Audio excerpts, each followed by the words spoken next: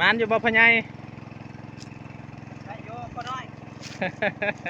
เต็มคลองเต็มคลองโอ้ยนักป่าจนจอยผู้ถือของกะเต็มคลองเลยเห็นบ่นี่โอ้หิวของจนจอยเชื่ออยู่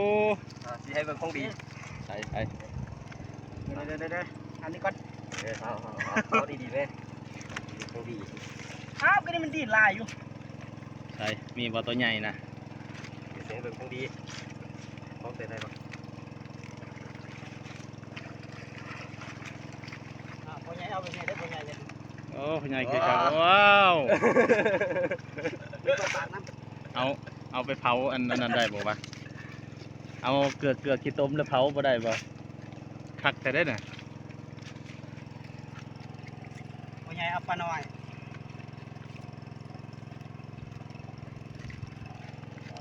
โอ้หลายปลาหลายขนาดปลาได้ปลาหลายนี่ผู้นี้วัดปลาหลายหมูบ่ได้เต็มแหผู้นี้แกว่งบ่ได้จักโตเลยนี่โอ้ได้เลยโหดหลายประมาณนั่นนี่เลี้ยงลูกเลี้ยงเมียได้อยู่บ่ได้แต่ต้นน้อยๆพ่อใหญ่อ่านเดี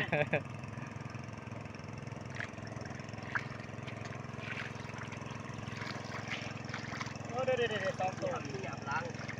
ล้างเผาพันเลยเนาะดูเอาจนคิดเลยนี่คนอยู่ข้างนั้นก็มียืนถ่าตัวใหญ่ชอบตัวใหญ่บ่อนขึ้นหยกนางขาวตายแปลงแตกอยู่บ่โอ้แหกระสันขนาดเนาะสิได้ตัวน้อยหรือตัวใหญ่เฮ็ด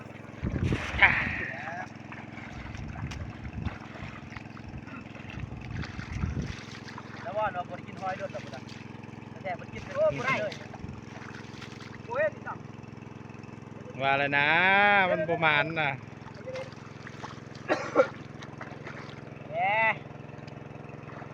ไปนี่คือได้ตัวใหญ่แท้เจ้า กวางในบ้านน่ะตู่เต็มคลองนะครับกวางเอ้ยนักกวางใส่ใหญ่สำได้เอาให้มันได้เด้อ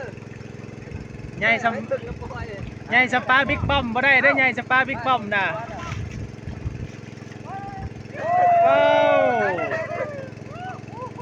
ใหญ่หลายโยนมามันจับขึ้นมา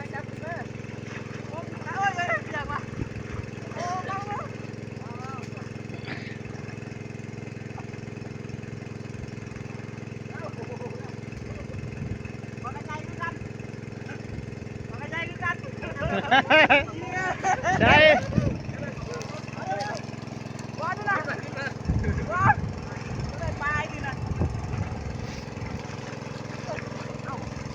ตัวหมูกับปลาใหญ่หมูบ่อยากเอาแล้วปลาหน่อยโอ้มันโอ้ขักลายโอเคมีแต่ผู้มัน